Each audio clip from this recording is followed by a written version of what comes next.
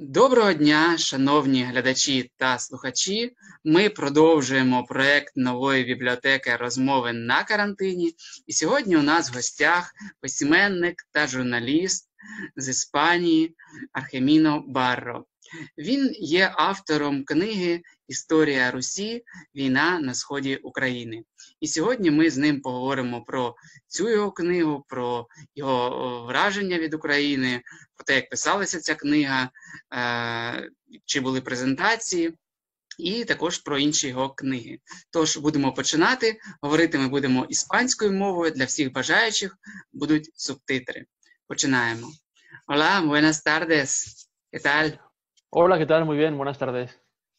Primero, me gustaría agradecerle por escribir este libro. Muchísimas gracias, Un pues placer. que alguien escribe sobre Ucrania, sobre estos sí, bueno, eventos, acciones sí, que han pasado sobre. Y primero quiero preguntar, sé que usted escribió también los reportajes sobre Bielorrusia, y en su blog está escrito que tiene pasión por países postsoviéticos, si decimos, digamos. ¿Y de dónde viene esta pasión? Bueno, la fascinación por el mundo postsoviético me atrapó cuando era un estudiante de periodismo en Madrid, hace muchos años ya, tenía 18 años, y me acuerdo de una clase de historia en la que el profesor nos habló de la Revolución Rusa, de la Segunda Guerra Mundial, de Stalin, y me produjo fascinación el hecho de que un país en el siglo XX intentase construir una utopía, la utopía comunista, y luego cómo se desarrolló la utopía, las expectativas de transformar al ser humano y luego las consecuencias, en muchos casos, terribles que tuvo ese experimento en la vida de millones de personas. Y entonces eso me produjo mucha fascinación, esa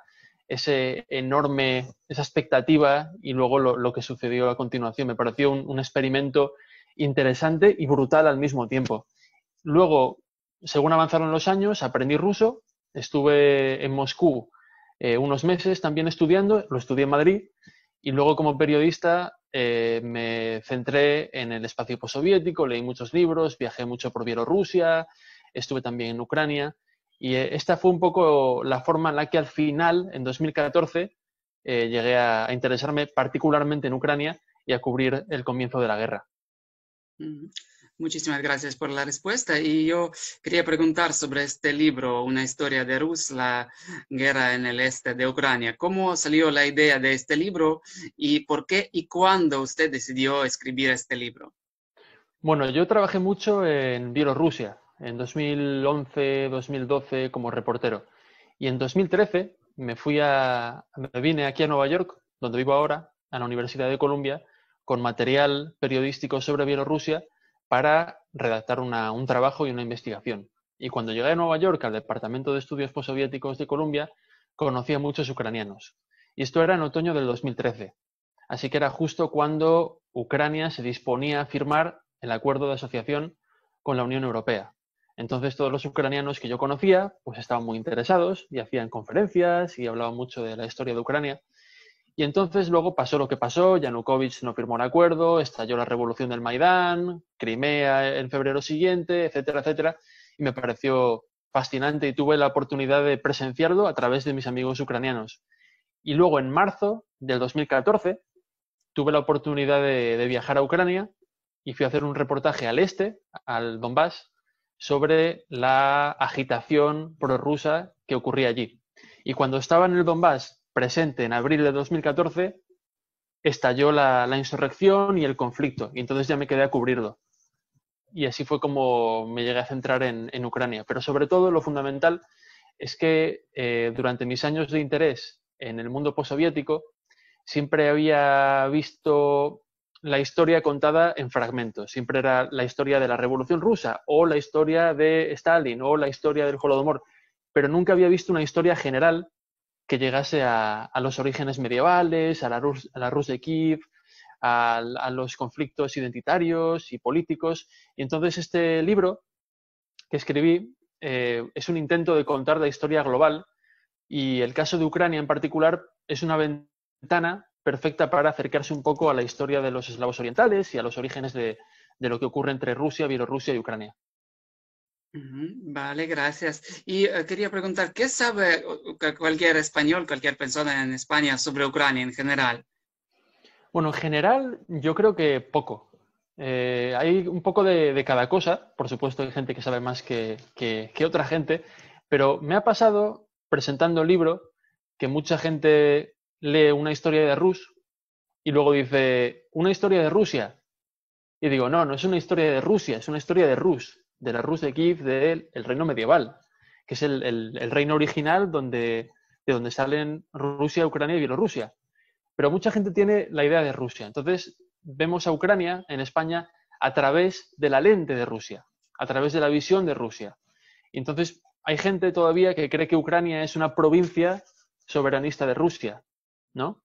Y entonces mi libro va un poco a aclarar y a hacer que la imagen de Ucrania sea más nítida y decir, no, Ucrania es un país con su historia, con sus tradiciones y tiene esta relación con Rusia, pero no es una parte de Rusia o hay muchas diferentes percepciones. Entonces, lo que intentaba era eso, pues hacer que la imagen de Ucrania tenga más solidez para el público español que, como digo, siempre ha visto a Ucrania a través de la lente de Rusia.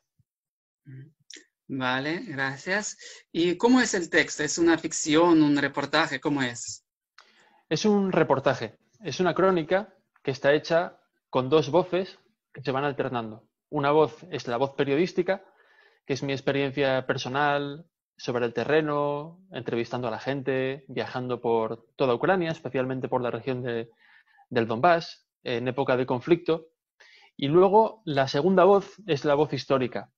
Entonces, cuando estoy viajando por Ucrania o entrevistando a alguien y sale el tema de, por ejemplo, el Holodomor, pues ahí hago una digresión y cuento la historia del Holodomor, la historia de Stalin, cómo quería capar el nacionalismo ucraniano, reprimió la inteligencia, la intelectualidad, y luego se produjo una especie de conato de rebelión campesina en el este, y bueno, para absorber, para, digamos, nacionalizar el trigo y la comida, pues se produjo un conflicto y al final las acciones de Stalin pues llevaron a una hambruna que mató entre 4 y 7 millones de personas.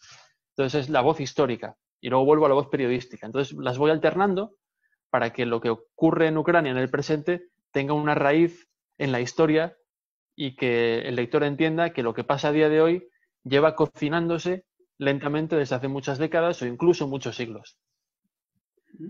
Vale, entiendo. ¿Y quién son los personajes de este libro? ¿Son políticos, militares, civiles, ricos, pobres? Es un poco de cada cosa, pero sobre todo me he centrado en la gente común. He entrevistado a estudiantes, he entrevistado a activistas, he entrevistado a profesores, he entrevistado a jubilados, a mineros, a amas de casa, he entrevistado a gente con diferentes opiniones y puntos de vista para dar eh, un retrato lo más plural y lo más cercano a la realidad posible. Es imposible acercarse 100% a la realidad porque uno no puede entrevistar a todo el mundo, pero he hecho un intento de dar una visión más o menos global y siempre verificada. Siempre que alguien me cuenta algo, pues lo verifico para ver si es verdad o mentira y si es mentira no lo pongo en el libro, para que no haya desinformación, ¿no? Que la desinformación fue una parte importante es una parte importante del conflicto. Entonces, sí, sobre todo me he centrado en la gente común y sus experiencias, como decía, las he enmarcado o contextualizado con la historia del país. Vale, entonces, si yo lo entiendo claro, por aquí en este libro hay diferentes matices, diferentes opiniones, no todo está como una línea general, o hay una línea general, o solo blanco y negro, o diferentes matices de imagen, ¿cómo es? Matices, por supuesto, matices. Yo intento escribir el libro sin tener una idea ideológica preconcebida de decir, bueno, quiero que mi idea política sea esta. No, yo intenté entender lo que pasaba en Ucrania y hice mi mayor esfuerzo para entender cuál era el origen del problema y para eso entrevisté a gente de diferente calibre, de diferente opinión, como digo, sin caer en el panfleto y sin creerme la desinformación que circulaba. Y bueno, es posible que en España algunas personas lo vean como un libro pro-ucraniano porque se centra más en Ucrania que en Rusia y eso es bastante original, pero no me preocupa. Yo he hecho lo mejor que he podido para dar una imagen lo más cercana a la realidad posible. Ujú. Vale, gracias. Y usted ha dicho que han sido algunas presentaciones ya del libro. ¿Dónde y cómo fueron las reacciones? Bueno, ha sido complicado porque por la pandemia de coronavirus. Yo tenía varias presentaciones planeadas en España para hacer en septiembre, pero al final no pude porque no pude viajar, porque por razones sanitarias y también de aduanas. Y voy a hacer una primera presentación técnicamente el día 2 de diciembre en Madrid, Ujú. pero lo voy a hacer por videoconferencia Mm, desde aquí. Y luego lo que sí ha tenido el libro ha sido reseñas y me han hecho entrevistas en los medios de comunicación españoles. mm. Mañana, por ejemplo, sale una, pasado sale otro, y ya ha habido unas cuantas en blogs y en periódicos. Y bueno, por ahora el recibimiento no es difícil saber, porque todavía no sé si hemos vendido muchos libros o no, muchas copias. Habrá que ver, pero estamos un poco en proceso todavía. Y el libro ha salido, ¿qué mes? Ya han pasado varios meses, ¿sí? Sí, salió el 27 de agosto. De Iba a agosto. salir en abril, pero por la pandemia no pudo ser, así que se retrasó al 27 de agosto. Así que lleva 3 meses casi en el mercado. Sí, gracias. Y ya dentro de esos varios meses, ¿está usted satisfecho con su libro o quiere añadir algo al libro? Estoy satisfecho, pero nunca hay ningún libro perfecto. Uno nunca está contento al 100% con su libro. Así que luego lo he leído y habría quitado alguna palabra, habría añadido alguna cosa.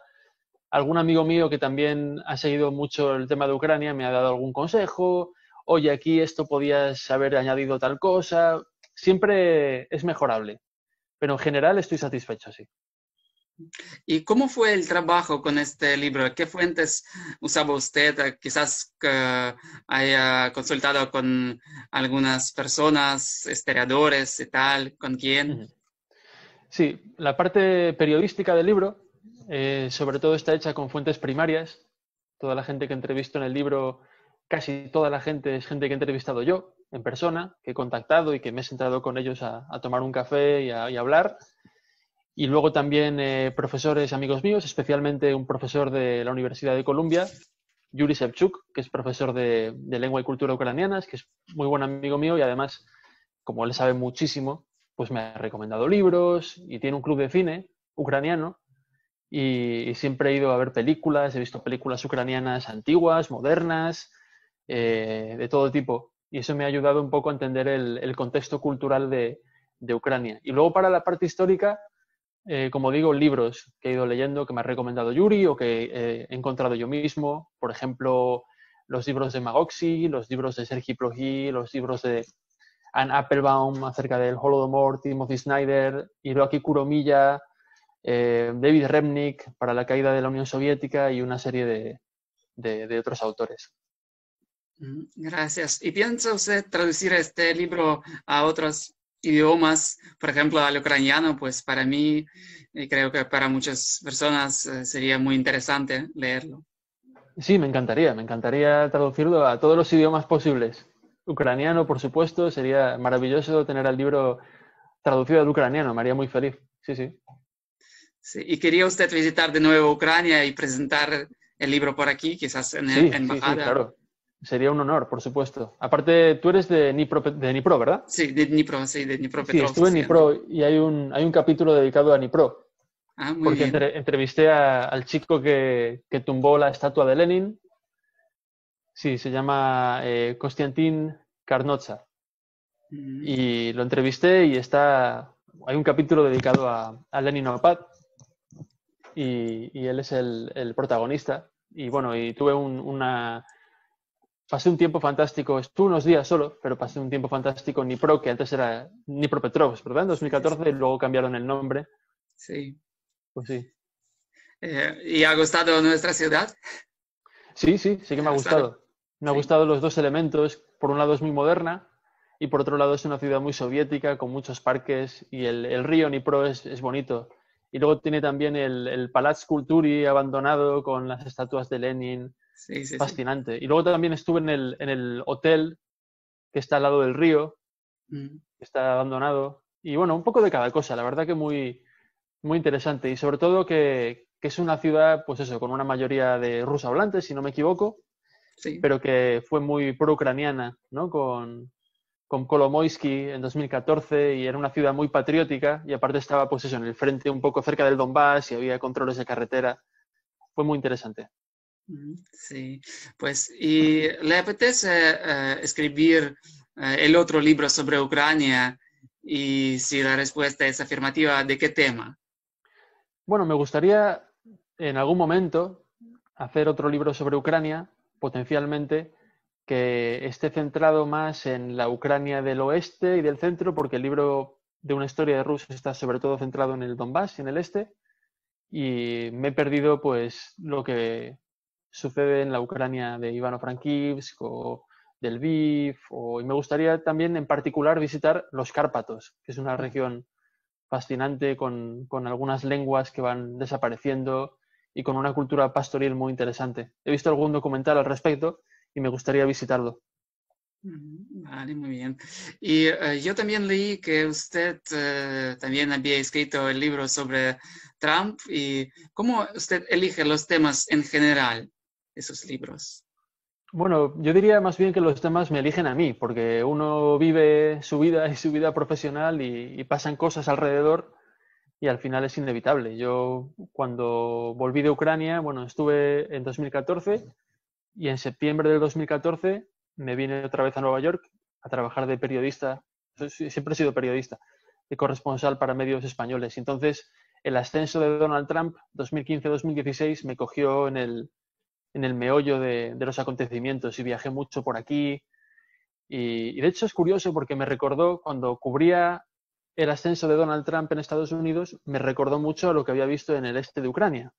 Porque en el este de Ucrania había visto que había nostalgia en el Donbass de la gente mayor, de la gente minera, obrera, jubilada, rusófona, del pasado. Había nostalgia de la Unión Soviética y tenían una imagen idealizada de la Unión Soviética, el imperio, el pleno empleo, el orgullo, etcétera.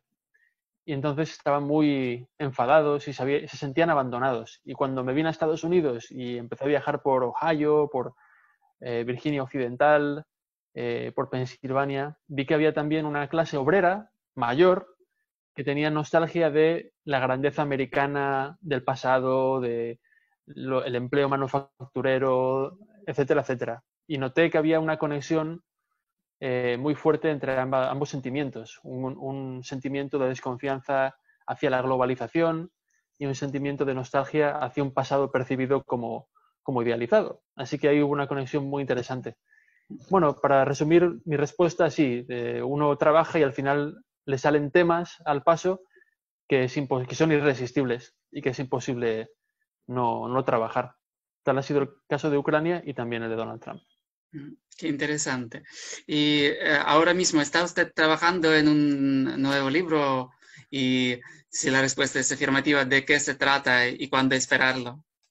Bueno, ahora he estado muy ocupado con las elecciones estadounidenses, así que no he tenido tiempo, pero estoy pensando en hacer otro libro sobre Estados Unidos y que sea quizás un poco más personal, más que política, pero no sé muy bien cuál va a ser el enfoque. Pero tengo ganas de empezar a trabajar y a tomar algunas notas y no sé, mi idea es escribir un libro cada 3 años, quizás. Creo que es una buena época, un año de investigación, otro año de escribir, otro año de retocar. Y ahí sería un poco mi idea, pero de momento es un poco vaga. Vale, vale. Pues les deseo la inspiración y muchísimas gracias por esta entrevista. Que le Nada, tío, vaya un todo placer. bien con los libros, con Igualmente, todo. muchas gracias y un placer y hasta la próxima. Un placer. Hasta luego, hasta la próxima.